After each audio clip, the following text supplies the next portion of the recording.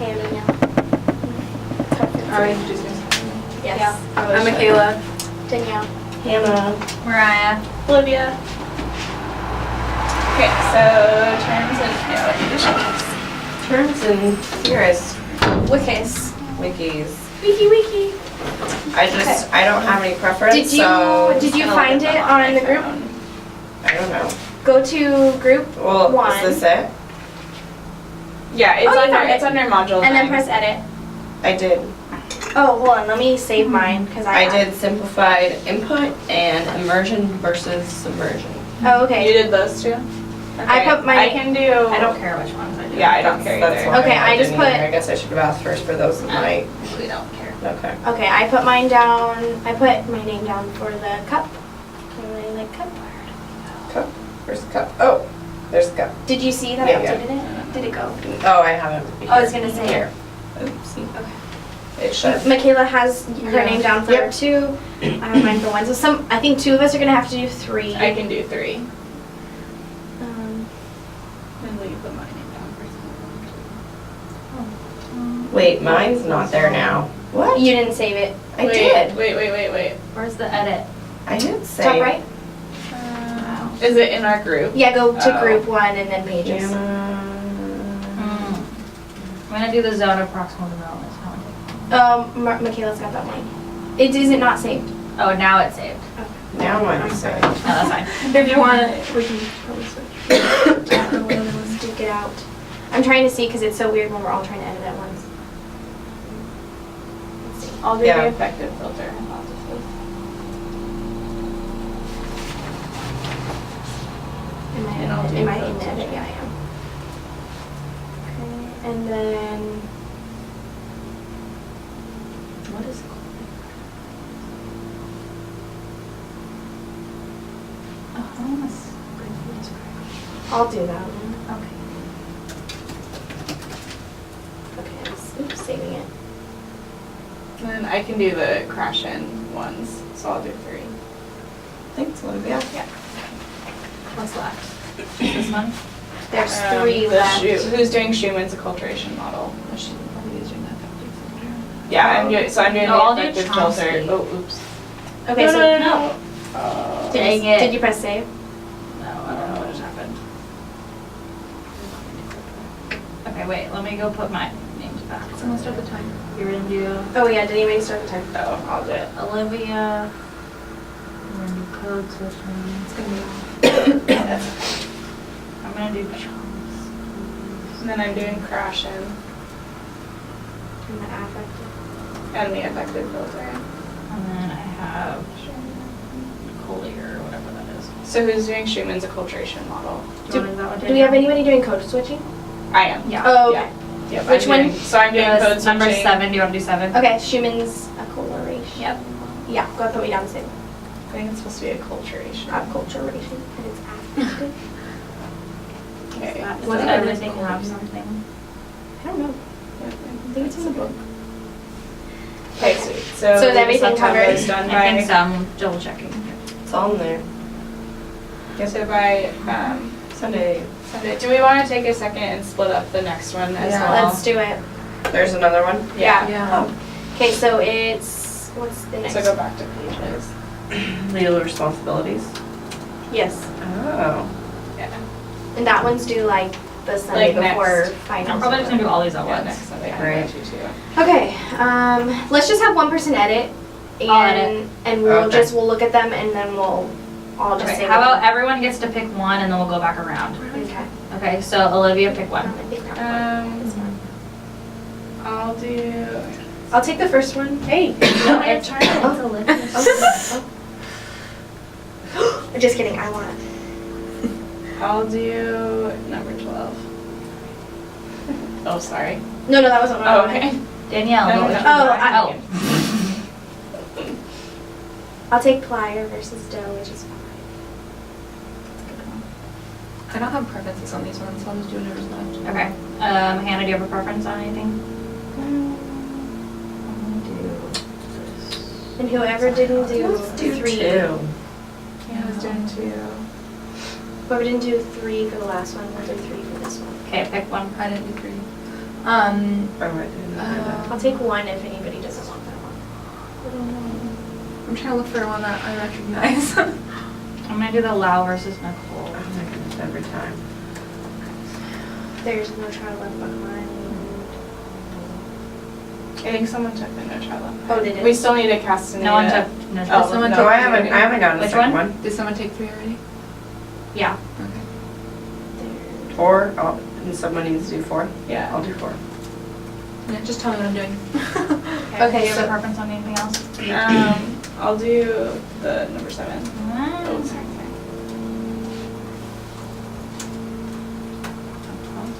So Oh, then, your name was really big. Which one do I have? It's just because I'm domestic. Do you have another preference, Hannah? Is 6 taken? Nope. Alright. So what's Michaela left? needs, she doesn't have any. Okay, you have number 8. which is Alabama State Department. That's And what's number wrong. 9. And number 9. And then Which is some, No Child Left Behind. 2 people need to do 3 Why? of them. Oh, because there's 12. 3 of them, yeah. Oh, sorry. Oh, just number 10 is left. And I think just number 10. Yeah. No, just eight what for about, Michaela. what about 11 and 12? Those are 2 different ones. I'm already have doing those. 11, she's doing 12. Or I'm doing 12, Does she's that doing make 11. sense? There's 12. I'm gonna save these so you can see what's happening Oh, okay. right now. 3, 6, 7, 8, 9, 10, 11, 12. And then No Child Left Behind is mine too. But so should be 2 people have to do 3. She's doing 3, I'm doing 3. Oh, got it. Yeah. okay. Oh yeah, Hannah's doing 3. There we go, that makes sense. So we need one more So, person to oh, take. No, just Michaela's gonna take this. Because Oh, Michaela okay. only has 2. What was the last one I'm taking? Is it 10. Alabama? Yeah. I'll do both the Alabama. Oh, there's 2 Alabamas. And do you know where to find this? I'll show you. Just go to I'm pages. definitely away. Oh, yeah, so in go our to group. group 1. Both of pages. them, Okay. pages, they're both there. All right, that's everyone's good. Is that bad in the way of the video? No, it's not, I looked, we're good. it's just in there. I'm not moving it. It's fine. Okay, so who wants to start at the top? Give me a Um, post because I'm let's really- Well, I'm A. Okay, well, For chapter 9, I don't know if we want to summarize Chapter each of our 9. sections. let's Do we? it. Yeah, we can. Ooh, What are we this will be summarizing? Interesting. So what we read for chapter 9. 'cause Okay, had to because we split have it all different up. things. Yeah. Okay. So just a brief summary. So, brief summary. I had to define the BICS Thanks. and BALP. Count. Wait. C-L-A-L-P, you said? CALP. Oh, okay. Yeah. I thought she said B again. I was like, No. BALP, I no. feel like those are the only acronyms that actually like solidified in my brain. mm-hmm. Right. So they were pretty easy to define because that was just like the acronym of what each letter stood for. So the BICS is basic interpersonal communication skills, and CALP is cognitive academic language proficiency. So pretty much BICS was just conversational language and CALP was known as academic language. And then I was supposed to relate it to the quadrants that were in the chapter and the 4 lines. So they represented developmental continuum of language competence, and so that was the vertical lines, and the horizontal line would represent the continuum from context-embedded communication to context-reduced communication. So I feel like those terms are pretty self-explanatory. So context-embedded communication involves being able to negotiate or understand meaning, such as providing feedback in the message they are receiving in case it's not understood. And then language is supported by gesture and annotation, other meaningful paralinguistics. So we kind of already all know that, I feel like. But that's where it can be difficult for like ELL students, is they don't have that background knowledge. And context-reduced communication involves relying completely on linguistic cues to meaning. And so as a teacher, I thought that to create more context embedment in the classroom based upon the students I have in my classroom, I use the example of teaching a math lesson on addition. I could create a variety of story problems that meet all the cultural differences in the classroom of each student, if there's multiple different ones, and providing like a different problem for each of, so I don't know how much work that would take and how realistic that is, but I was just thinking, oh, I could create like 3 or 4 different problems that all have different cultural like context in them, and then like the students that relate, they get to choose which one they relate to most and then pick that problem to make it easier for them to be able to understand it. So that's kind of what my first part was. My section was the threshold hypothesis. And this has to do with CUP, I really like CUP, which is the common underlying proficiency. And Cummins knew that bilingual students have this cognitive advantage. That's his little threshold hypothesis. And he suggests that the crossing of the threshold of the transfer from L1 to L2 can give bilingual students an advantage, and as teachers we should use that to help them. And there was kind of like a chart, and these levels that they can be in are low level of academic proficiency in both languages, average in one language, and high academic proficiency in one language. And then the only area in which they've received these positive cognitive benefits that it puts them at an advantage is high proficiency in both languages, which makes sense. That we've talked about this over and over and over again, that you need to keep up with your L1 and be proficient in both, because it helps. You can't just start out in L2 and just completely forget your L1. You'll be far more, you'll be better off knowing both. So just knowing this also kind of explains why if you have a test written not in their native language, why they would not test very well and they would look like they're completely illiterate or not proficient if they're very proficient in their L1, but you're not transferring, you're not using that to their benefit, you're kind of ignoring it. That would explain why they wouldn't score well. So it's really important to know that they cross the threshold between the L1 and L2, and that can help emergent bilinguals.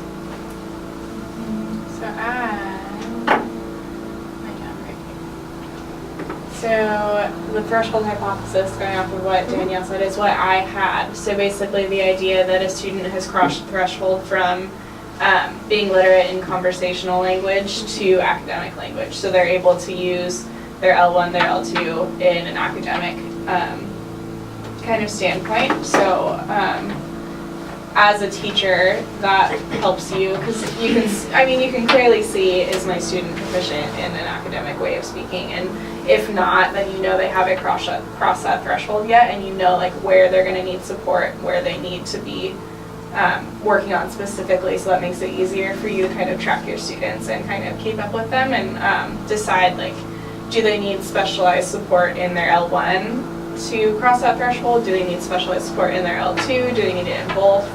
Or like, have they already crossed that threshold? Do they need it? Do they need help in the conversational aspect? Like, where are they needing that extra support? And then being able to give that to them after you've kind of decided where they're at.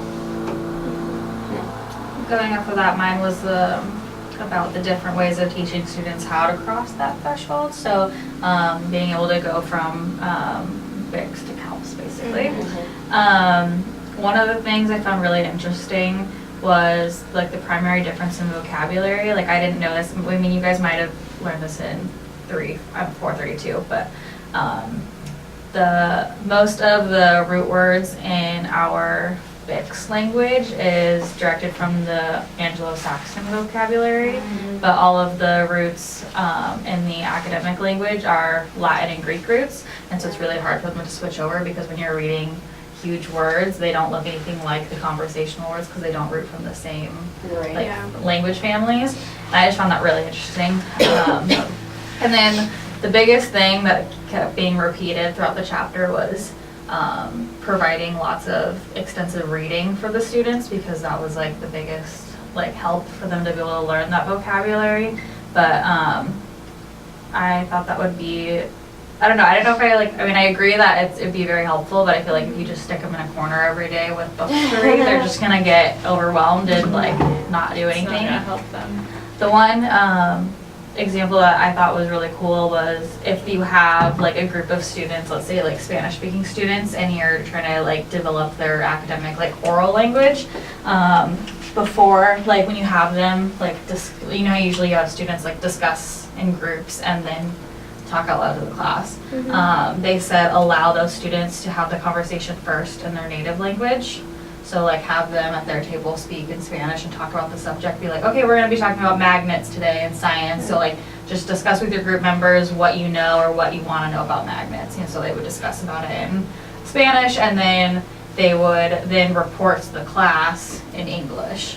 Like, So this would be for bilingual classroom?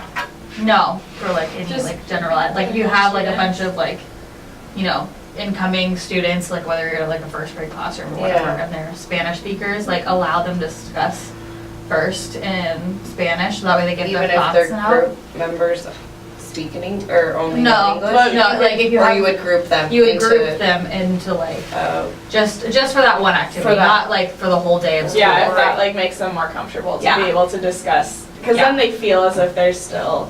They're still being able to participate and get their and own that's the thoughts only thing out. at first that I was like, wait a minute, what does that mean? No. You would keep them all just... No, you wouldn't segregate them. It would just be for like when you are specifically trying to Just to keep that. engage. Because then Their they're still first speaking language about going. it. They're still keeping track with you. Like they're understanding Yeah. what's going on. They're just speaking. And for the different kids who are like, oh yeah, we're talking about magnets today, and the other kids are like, what did she say? You know, like you Yeah. can talk about it, and then they can catch on. And then when you're having this discussion as a class in English, they're able to understand what's happening a little bit more. Yeah. Because I mean, I know like in my Spanish classes, there's times where I'm like, the whole class seems to be participating, and I would like don't know what's happening because I like missed a word or like did not Oh, understand like this, like what the subject was that we're talking about. But once I figure out Oh. what the subject is, everything else starts to make more sense. mm. And like sometimes I either have to like lean over something like, okay, what are we talking about right now? But like usually it's like, don't talk when the teacher's talking. So Right. then you just end up getting, then you check out. You know, I do that in Spanish probably often. More I do that often in than I classes should, when they're but- speaking English. Yeah. Yeah. Well, and the worst Well, part. that's kind of cool then you get to be in that place to see what, like, a lot of younger kids are Mhm. experiencing when they come here, because Mhm. you're just experiencing Well, I the same totally thing. understand why students who come here and don't have that academic language do check out, because in Spanish, if I'm not feeling, because it is a lot of work to like sit there and try to translate every Yeah. single thing. It's tiring, and I can't imagine doing that all day long. It is. It's exhausting. It's exhausting. I like every day that I go to Spanish, like I mean it's gotten easier now that I'm getting more like fluent in the language. Right. But like the first couple years of Spanish, you're just like you're literally all day long or like all period long Mhm. just trying to translate everything that's saying. And then you're also thinking about how to respond, and it's just your brain is like going like this Mhm. like all the time. And so I can't imagine doing that all day. And if you do just like space out for a second, you totally miss what's going on because it's not like in English. You can kind of just, Yeah, if you're just kind of like, if you know, if you were spacing out right now, you would still know what you were talking about. and I But- can come back in and pick up, okay, this is. Like, oh, what did she just say? Oh yeah, let's jump in. Yeah. But in Spanish or a different language, you can't do that. So, So, I guess, because then I'm thinking of like problems with like just letting them like do that, and if you're like a teacher that doesn't speak English, like, or not English, like that language. that language, you have, I feel like you have to have like, I don't know, I don't know how you would do it and like know that they are actually On like topic? on task Yeah, and on that's very topic, true. because I feel like So one way you could do it is just from like, I don't know, having that conversation like, now I'm going to make this like allowed in this classroom because da da da da, I want Mhm. you like to benefit in that way, and like having them understand that and make sure that they do yeah, before just saying, okay, you can. like talking Spanish. Yeah, like, talking just, yeah. you're So saying- maybe like a good question would be like when to use that in the classroom, yeah. When is it like appropriate to? Not maybe, well, or like, I mean, you couldn't. I mean, could you do that all day long? I'm interested that they're, or would you do it just specific activities during the day, or? when you pick and choose? Okay, now Well, you can. I know that this I think it example depends was, on your students.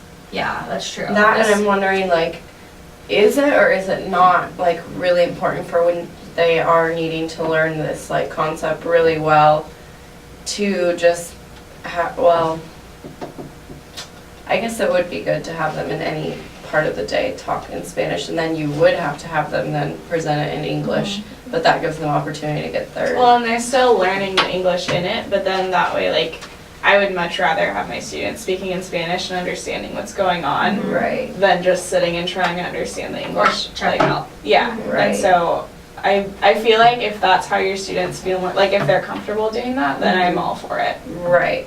Oh yeah, definitely. I'm just wondering, like, a problem could arise. The students could not be on task, but students that are speaking English are not on task too. Yeah. You know, it's just more True. like Yeah. classroom management kind of things. So you like- want to make that a muddy question? What exactly is the question? I can Yeah. type it up. Just kind of like, I think it's more like, how do we know that it's effective if we don't know their native language? Or, Mhm. but it's not obviously going to work for a student right, because there's that- more native languages than just Exactly. Spanish. So Yeah, like if right. we, like if our students are speaking Vietnamese, like how are we gonna know that they're actually like gaining something from it, Exactly. you know? I mean, like, I feel like I would Like, be is that an effective confident. strategy. I feel like I'd be confident enough to know if they're on task, like on task. yeah. speaking Spanish, Yeah. because I can understand most of it. Mhm. But Vietnamese, no. Yeah.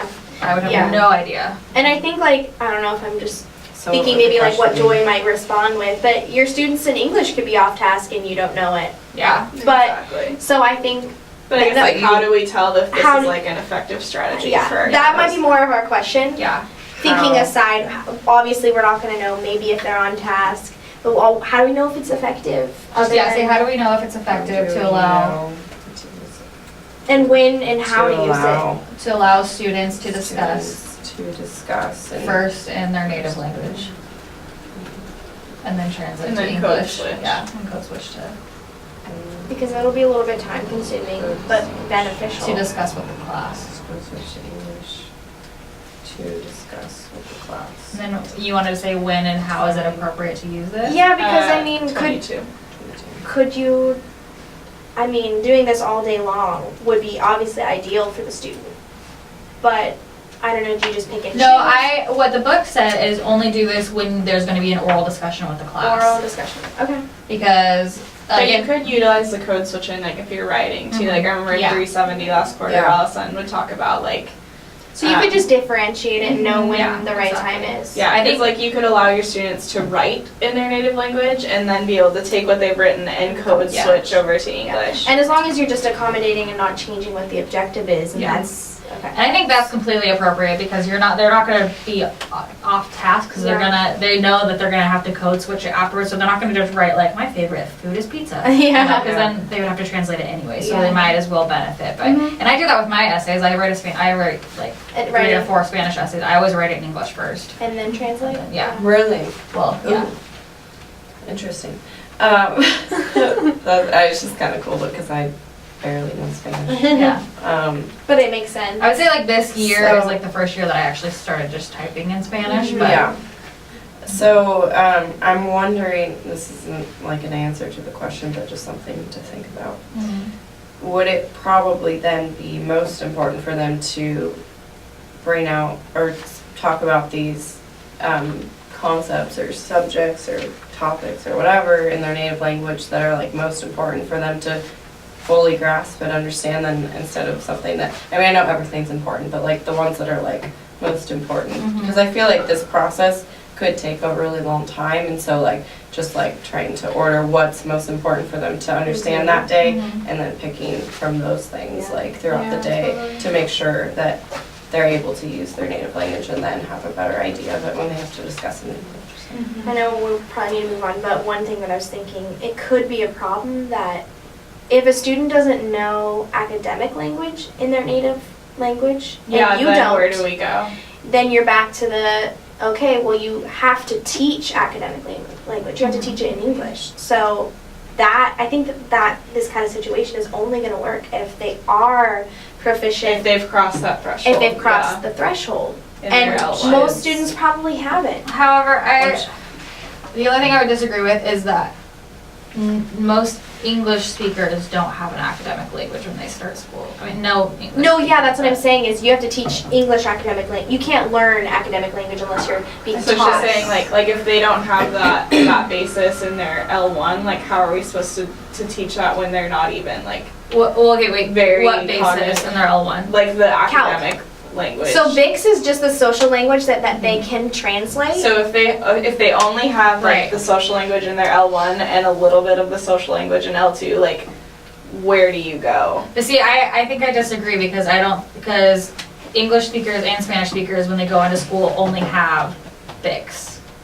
yeah. Neither have CALP. Yeah, that's what I'm But saying. we're is gonna but they're in progress a in new- English, but we're not gonna Yeah. progress in their we native won't be able to language. teach them academic language in their Unless, L1. you know, Right. the only way I feel like possible is to like encourage them to do all those like websites that we're Yeah. researching. Well, what I'm and saying is everything to like help if- So like how do you If help we give them the Yeah. time to talk about whatever we're talking about. Oh, that specific strategy. Specific, Oh, okay. yeah, I was thinking Okay. off of this strategy, that strategy will only work if they have CALP in their L1, which, yes, there's the CUP, the common underlying, and then. Well, that's what I was saying in the book. I said then it's the teacher's job to scaffold their conversations into Yeah. academic language. Okay. So like you don't just rely on them to figure out academic language I themselves. think Right. that segues into mine too, which is talking about how to support writing academically. Let's But- hear it. Anyways, I don't know if we're done with that topic. No, go for it. But mine was about how like supporting writing academically. So basically, introduce more precise words is one way, and then also like doing sentence combining activities and showing them how to use single words that connect sentences, and just lots of activities that reinforce these concepts, and then scaffolding during these activities. And then my question also asked about what content standards are and then what language objective targets are. So content standards are based on the state and national standards and are developed for each content grade level. And then language objective targets are language objectives target different vocabulary, sentences, paragraph, and text levels. And they follow the English language proficiency standards. I know that's like a lot of words, but basically those are the definitions of both of those. And then my question asks how we like test for academic like proficiency and language proficiency. And that can be done through home language surveys and English proficiency tests that are like state standard ones, and then also just like classroom assessments that you as a teacher design. And I said something about how students are tested annually for English proficiency. And so that was my section. And I thought that kind of Yeah, no, it does. So they have standards on how to incorporate, I mean, native language in the writing. I don't know. Sorry, I just heard standard. and so I No, wasn't it's sure. okay. I wrote this on like Saturday, so I don't remember everything I read, but. Hmm. Yes, we can move on. Do we all do the chapter 2 thing? Was that all the same? Yeah. Yeah, I'm pretty sure we all, for almost the rest of these, we all read the same and answered the same stuff. Well, did we? Summarize Oh, features of academic language. Yeah, like I'm pretty sure that wasn't the first, oh wait, never mind. No, not for Not for chapter 2, but then everything next, after that, yeah. Mhm. Yeah. The What were the two videos that we second watched? points. We watched the one of them telling about the different. rap. Oh yeah, the rap one. Ugh, that was rough. that was yeah. that was super painful. Yeah. But we could go over our chapter Yes. 2 parts real quick. Yeah, and it's hitting some of the same things again. Like Yeah, ours. I thought it was a really cool, like, different concept that's like What really was? similar. Yeah, so bricks and mortar. We both had bricks and Yeah. mortar, So, bricks are seen as the big and bold-faced terms With the vocabulary. within a given subject, and then the mortars are seen similar to what? Wait, to what metaphors show? I don't. It's like the stuff in between to Yeah. hold the bricks together. So like that, Yeah. kind of like the social language again and the academic language. Yeah. that like, So I don't know, it was just a good picture for me to see like yeah. the it was- importance of, Everything. yeah, and terms and like you, without the mortars, you can't have the bricks all come together Yeah. kind of thing. You can't and lay the so- bricks without the mortar. Yes, yes. So it talked about code switching and it talked about their cognitive toolbox and just really once again just hitting home all the stuff we've been talking about and we all are writing about. Mhm. And just another way to look at it, that it is important to teach them the academic language and to give them the big vocab words or the bricks. Yeah, But sometimes teachers forget that, you gotta You need to- explain yeah, you between need- and why is important Yeah. and everything. and so the students are, I mean, yeah, you can teach them these content, but if they don't know how to use them, it's the same thing if teaching in English to native English speakers. You can't Mhm. just throw vocab at them and not, Which I feel like a lot of teachers Yeah. have been doing like for a number of years, and so this is kind of a Mhm. new idea and concept that should really be emphasized and incorporated into classrooms. I mean, I really like this idea, like to even like present to students, but I don't really know where you could begin like presenting this like actual bricks and mortars to show idea. them. Yeah, You like, could create you could get like red poster paper or something That's what I was and thinking. create I was like- bricks and your vocabulary words could literally be on bricks. yeah. And then you could like stack them up. We learned this one, and then we could create we could have a gray poster board on the Behind, background. Yeah. And on the background, it has all the things you would need to explain those words. Or- Like you can't just say like a big giant word and then have no idea how to talk about that word. You need Yeah, you need all the Like how background it's, yeah, information. related. you could. I feel you like could that even could make be a really, magnets. yeah, a fun little And then you could like, create a little house. activity. Here's the roof. Anyways, it was cute. It was just another way to explain what we've been talking about. Oh, was it in one of these videos that had like the billboard with the words and then like a texture or something connected to it? Was that for something else?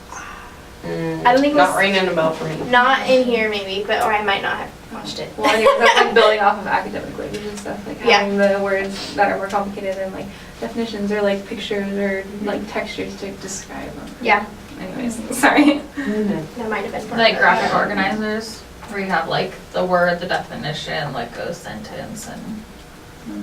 I think Something so. like that. Yeah. So I had, for chapter 2, I had the functions of academic language and like there's, and examples of those. So there's 3 different functions.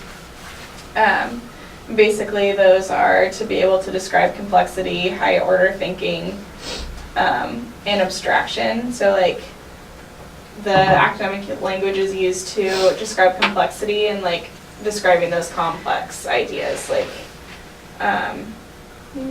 if you're explaining multiplication to a second grader, like that's a very complex idea for them, and so you're going to need that academic language to set up that base of knowledge for them to be able to then kind of step into that new idea and start to build on top of what they already know.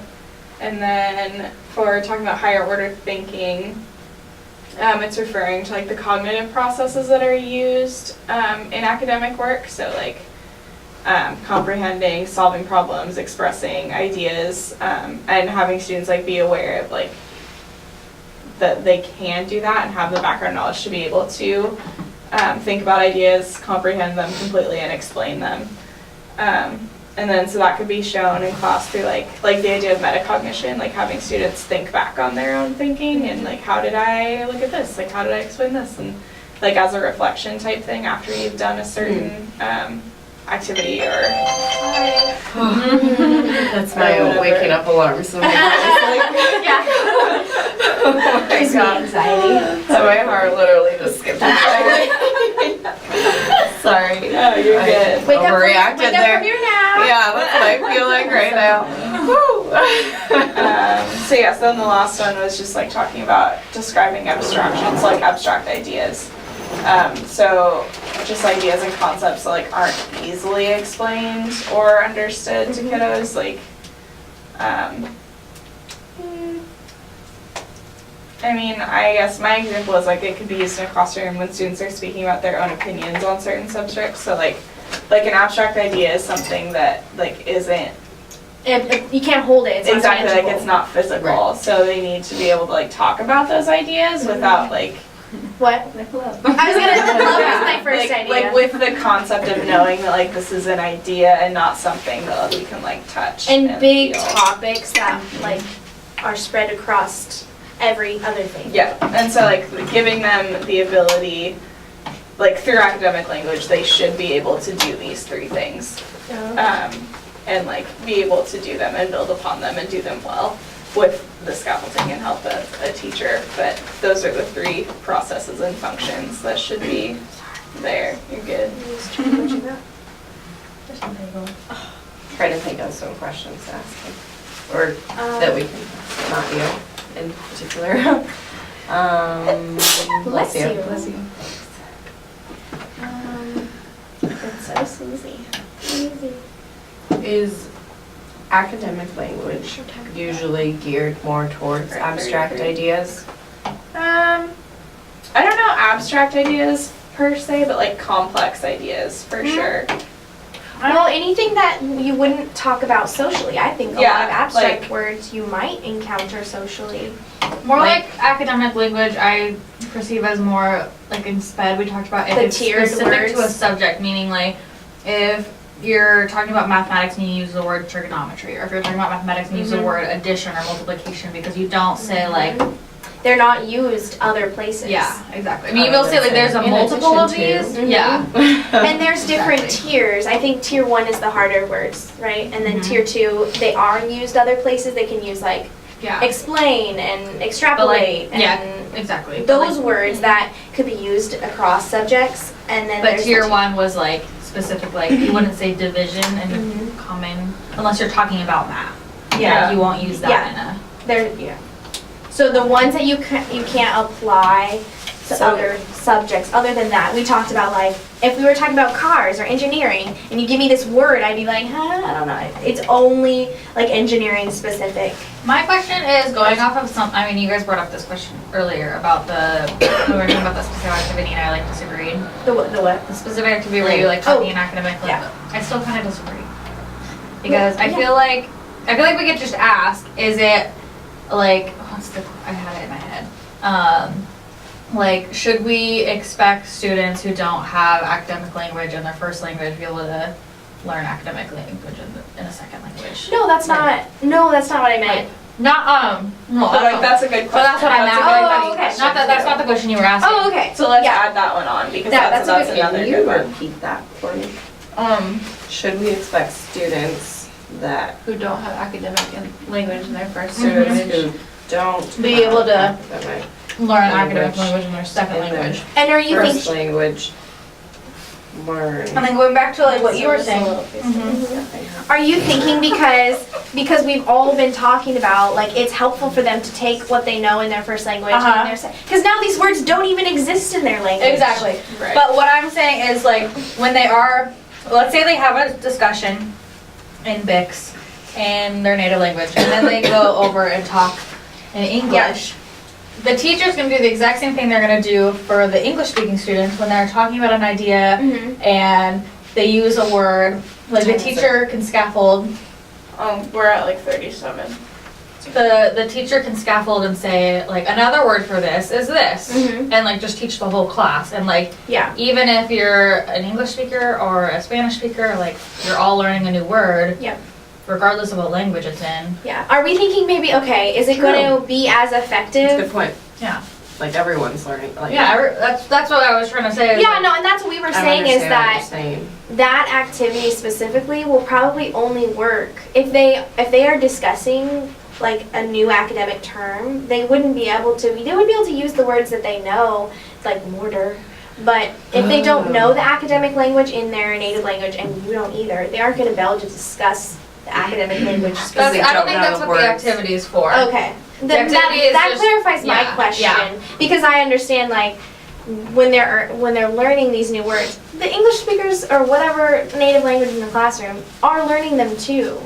But I guess maybe my thought is, will it be as effective that think about those native students, that word doesn't exist in their language Mhm. because they don't know it, and neither do you. So maybe my bigger question was, what can we do for them to help them with academic language in their native language? Because they just won't have it. So That do we was wanna make my that question. into- was that your original question? Is that what we wrote down? No, that's just what I was thinking. I was like, well, that activity is a good activity. So we should write that down too. And Yeah. then there's our 3. So what can we do as teachers Just to as help them- students cross the threshold into academic language in their L1? Yeah, for Yeah. any, for any That's good. student. Yeah. What can we do as teachers to assist Mhm. Any student any student to cross the threshold. Into academic their language. thresh- Proficiency. the threshold In their L1. in their L1 proficiency? Yeah. No. Mm-mm. No. Just Cross the threshold to academic language proficiency. Oh, And, Threshold well, into to- CALP. to And just say cross the the, threshold to into CALP. into CALP. Mhm. In their L1. And what time is it? Into CALP We're at like in 40 their minutes. L1. And that's around 40-ish minutes. Cool. Yeah, that was kind of what I was confused. I was like, that activity is really great, but what do you do for the students that don't have that academic language in their native language? So that's Unfortunately, I mine. think our focus is crossing the threshold in English. In English, true. But like, Because- I want to advocate for that L1. I just don't I know know. how. You can't possibly know every child's L1, especially if you have like Right. 4 or 5 Yeah, different there's L1. no way. So I guess it's once again those questions we ask that we can't really get a great answer. I There's mean, no I guess they easy could way. go home and ask their parents, like, how do you say this word if they say it in English? If their Yeah. parents are, Yeah, just- their parents are Or- fluent. Yeah. Yeah. We can just encourage families once again to just really keep up their fluency and their I mean, I guess The then use you of could a do that in translator like would be good too. yeah. And you could do that in like through speaking with families. If you have that opportunity, if they do speak English, to be like, hey, I really want your student to be able to have this academic ability of that language in both languages. So like, it'd be awesome if you could facilitate these Yeah. discussions at home. Like, ask them what they learned today, and like, or ask them So- what a new word they learned in English is. yeah. And then hopefully maybe their help them. parent is they are proficient. I mean that is highly And I mean, unlikely, some are but- and some aren't. So Yeah. So then this is where we need to use assistive technology and stuff that we've learned and all these cool things that we're learning, but it's still, I'm like, it's so hard. I don't Mhm. And I can't Well, I imagine. mean, one idea, it would just be fun as a class to do if you do learn a big new cool word, Mhm. like whatever it is. Yeah. Like just beforehand, find out what that word is in all the different languages. I mean, you might have like 3 languages in your classroom. And that wouldn't Are be too hard there- to find. are there- No, and then just post the words on the board, like this is how you write it, this and this, and then they can just for fun Yeah. learn it. So- the whole class can. Would the bricks be like that word and then the mortars be like a definition of that word? Yeah. So it would be possible, because I was thinking, I was like, oh, well, what if they don't have that word in that language or they don't know? And I'm They like, could oh, wait, in explain it English, in you the- don't know that word either. Oh my goodness. I just turned it by accidentally, it's smooth, so Yeah, so Do they that can too. explain it in the books that they know. Yeah. Yeah. All But right. okay, move Okay. on. We want to talk about the Um, video. I mean, I think we all read each other's responses on the videos, so, and we all kind of wrote Talked about the same 4 capital. similar things, right? So, I mean, we're about right on time. I don't know if we really need to take the time to discuss Mhm. those things. Is there Um, any further questions or comments or anything on the video? It was an interesting video. Yeah. It was definitely. I think these are things we knew before, but it's kind of funny and weird Yeah. to see it in a video. Yeah, and I think it's like we've all kind of been raised in similar situations-ish. Yep. So there weren't too many differences in our responses to that. Yeah, there so- wasn't. And we had talked Sure. about this kind of stuff in like 310 Yeah. and everywhere else. So great job, y'all. Okay, we ready Happy to last post. sign off. Meeting. Bye, Joy. Yeah, keep It meeting. was a Meeting. joy working with you. We're not done yet. Well.